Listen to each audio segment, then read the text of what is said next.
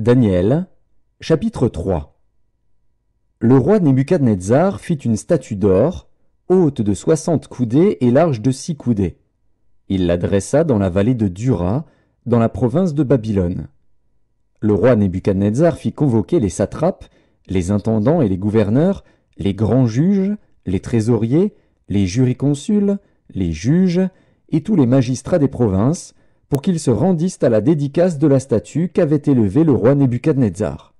Alors les satrapes, les intendants et les gouverneurs, les grands juges, les trésoriers, les jurisconsuls, les juges et tous les magistrats des provinces s'assemblèrent pour la dédicace de la statue qu'avait élevée le roi Nebuchadnezzar.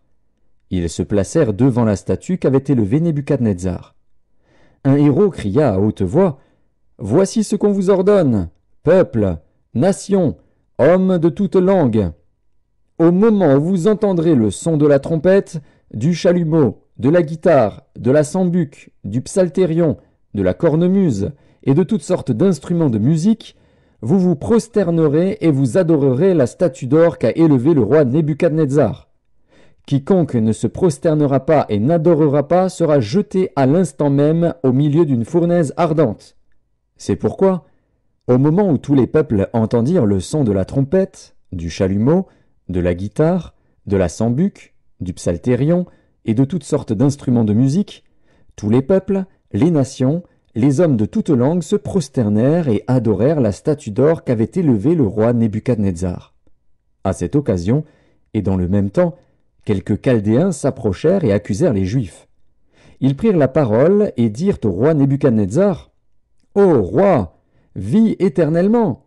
Tu as donné un ordre d'après lequel tous ceux qui entendraient le son de la trompette, du chalumeau, de la guitare, de la sambuc, du psalterion, de la cornemuse et de toutes sortes d'instruments devraient se prosterner et adorer la statue d'or, et d'après lequel quiconque ne se prosternerait pas et n'adorerait pas serait jeté au milieu d'une fournaise ardente.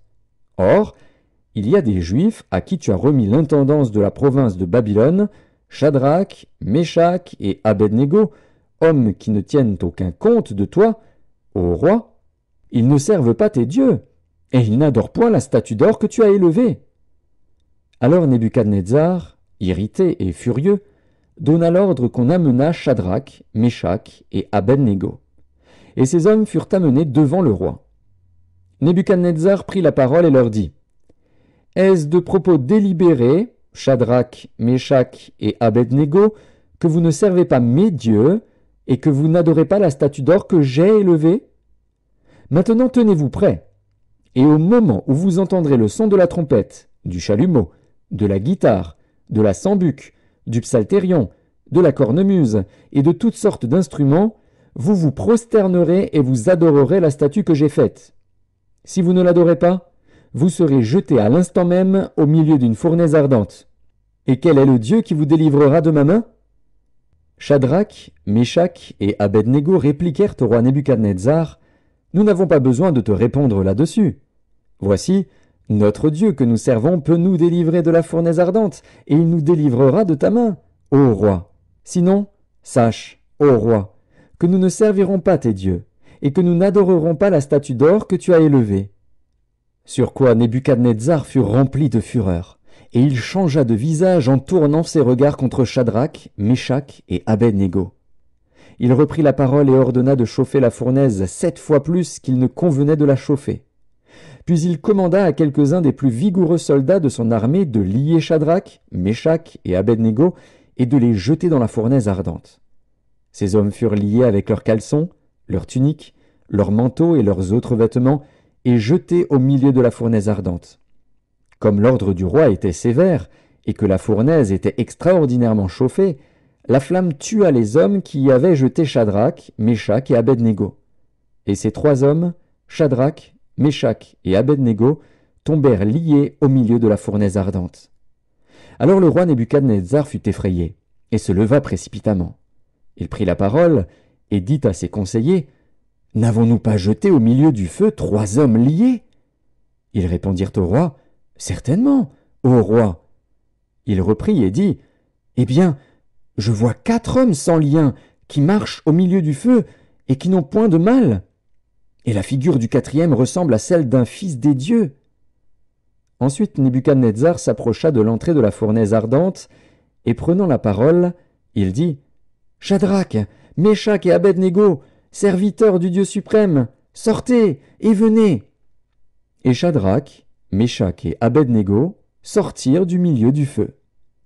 Les satrapes, les intendants, les gouverneurs et les conseillers du roi s'assemblèrent. Ils virent que le feu n'avait eu aucun pouvoir sur le corps de ces hommes, que les cheveux de leur tête n'avaient pas été brûlés, que leurs caleçons n'étaient point endommagés, et que l'odeur du feu ne les avait pas atteints. Nebuchadnezzar prit la parole et dit : « Béni soit le Dieu de Shadrach, de Meshach et d'Abed-Négo, lequel a envoyé son ange et délivré ses serviteurs qui ont eu confiance en lui, et qui ont violé l'ordre du roi et livré leur corps plutôt que de servir et d'adorer aucun autre Dieu que leur Dieu. Voici maintenant l'ordre que je donne.